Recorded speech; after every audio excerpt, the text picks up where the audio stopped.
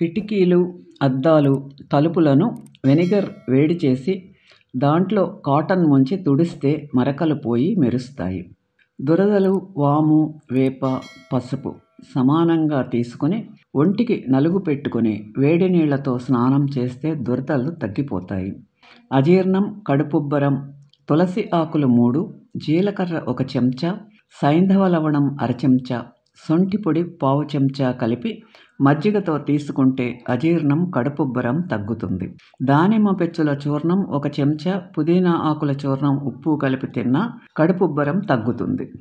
బాగా లేతగా ఉన్న బెండకాయలను 2 ముక్కలుగా తీసుకుని కొద్దిగా పాత బెల్లంతో కలిపి తింటే కాళ్ల మంటలు, కళ్ల మంటలు తగ్గుతాయి. బాగా ఉడికించిన మినుములు 4 చెంచాలు, అర చెంచా పసుపు కలిపి మెత్తగా నూరి తలకు పట్టించి మర్దనా చేస్తే చుండ్రు పోయి వెంట్రుకలు నిగనిగలాడుతూ ఉంటాయి.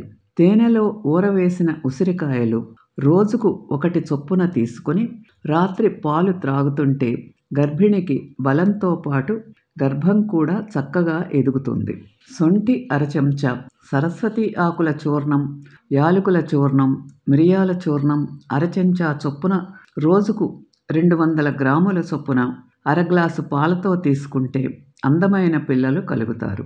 4 ఎండు ద్రాక్షలను అర ఔన్సు నీళ్లలో పిసికి దాంట్లో 1 కోడిగుడ్డు తెల్ల సొన, 2 బాదం పప్పుల పొడి, 4 మునగపూలు, కొంచెం కుంకుమ పువ్వు కలిపి వారానికి 2 సార్లు చొప్పున 2 మాసాల పాటు తీసుకుంటే మంచి ఫలితం ఉంటుంది.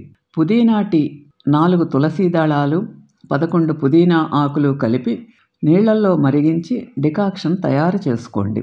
గోరువెచ్చగా ఉన్నప్పుడు 1 చెంచా తేనె కలపండి.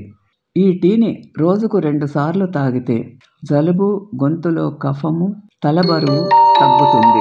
1 కప్పు పెరుగులో 1 స్పూన్ పసుపు కలుపుకొని ప్రతిరోజు తీసుకుంటే జాయింట్ల నొప్పుల నుండి పూర్తిగా ఉపశమనం కలుగుతుంది. ఈ వీడియో మీకు నచ్చితే లైక్ చేసి, షేర్ చేసి, సబ్స్క్రైబ్ చేయండి.